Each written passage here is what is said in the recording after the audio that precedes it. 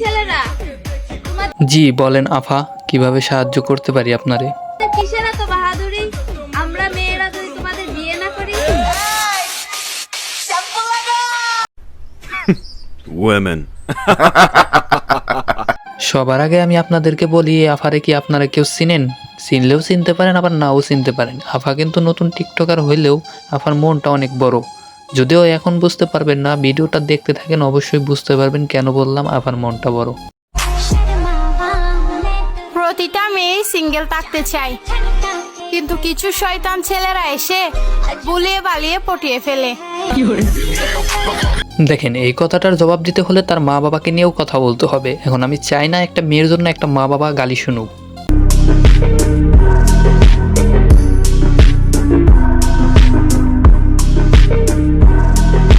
বুঝলাম ছেলেরা শয়তান, মিষ্টি মিষ্টি কথা বলে মেয়েদেরকে পটায়। এখন আপনি কেন এই শয়তানদের মিষ্টি মিষ্টি কথায় পড়বেন? আপনি তো জান্নাতি, তাই না? আপনি তো সেলসেলায় বেচতে যাবেন। পরিবারের ছোট ছেলেদের সাথে ঘাটতারামি কইরো না, কারণ তারা শান্তি থাকে ঠিকই, তবে মাথায় রক্ত ওঠার আগ পর্যন্ত।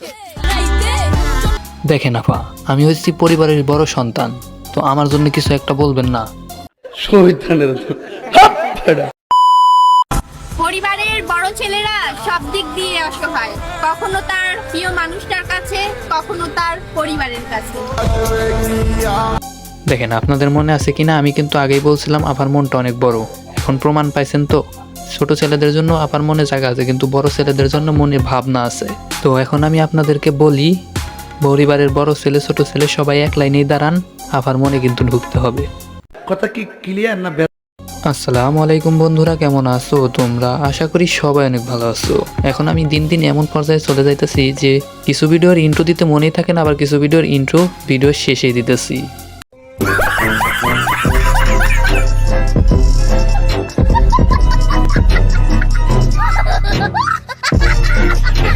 তোমরা হাসাহাসি করোই বা যা খুশি তাই করো, টিকটকার আপাটাকে কেমন লাগলো সেইটা বলো। টিকটকার আপাটাকে বিয়ে করলে কিন্তু একটা উপকার আছে, তো চলুন কি উপকার সেটা একটু দেখে আসি। বিয়ের পর জামাইরে উড়া দুরা পিটামু, কারণ দেশে পুরুষ নির্যাতনের আইন নাই। আরে এটা না তো, আপনি প্রথমে যে কথাটা বলছিলেন ওইটা আরেকবার বলেন, সবাই শুনলে একটু শান্তি লাগবো। নিজের কিডনি বিক্রি কইরা হইল জামাইরে একটা বাইক কিনা দিব। আহা, এরকম বউ কই পাইবেন? যদিও এই শখটা পূরণ করবে আপনারে, তার আগের শখটা পূরণ করাতে হবে।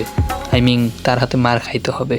এখন আপুর হাতে যদি আপনি মার খাইতে পারেন, তাহলে আপুর জামাই হইতে পারবেন, আর আপুর জামাই হইতে পারলে আপনি একটা বাইক পেয়ে যাবেন।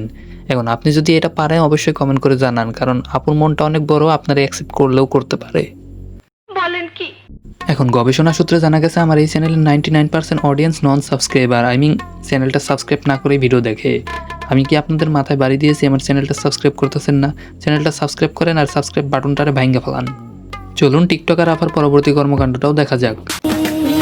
আসুন পরিচিত হই, আমার বাসা বরিশাল জালকাঠি। আপনার বাসা কই? কমেন্ট বক্সে উত্তরটা দিয়ে ইনবক্সে আসেন, বন্ধু হই।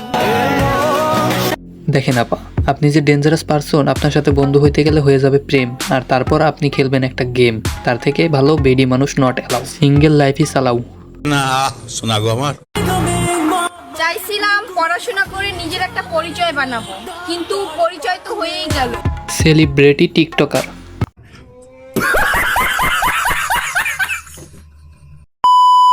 রাজাকার যেহেতু বানায় দিছে, কলম ছাড়ো, মেশিং হাতে নাও, রাস্তায় বাড়ো, যারে পাও তারেই ধরো, রাজার মতো চলো।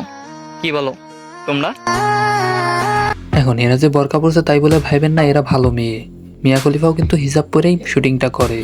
আর এদের নিয়ে বেশি কথা বলতে চাই না। ভিডিওটি ভালো লাগলে লাইক করে দিও, আর চ্যানেলে নতুন হলে চ্যানেলটা সাবস্ক্রাইব করে দিও। দেখা হচ্ছে নেক্সট ভিডিওতে, ততক্ষণ পর্যন্ত সুস্থ থাকুন। ধন্যবাদ।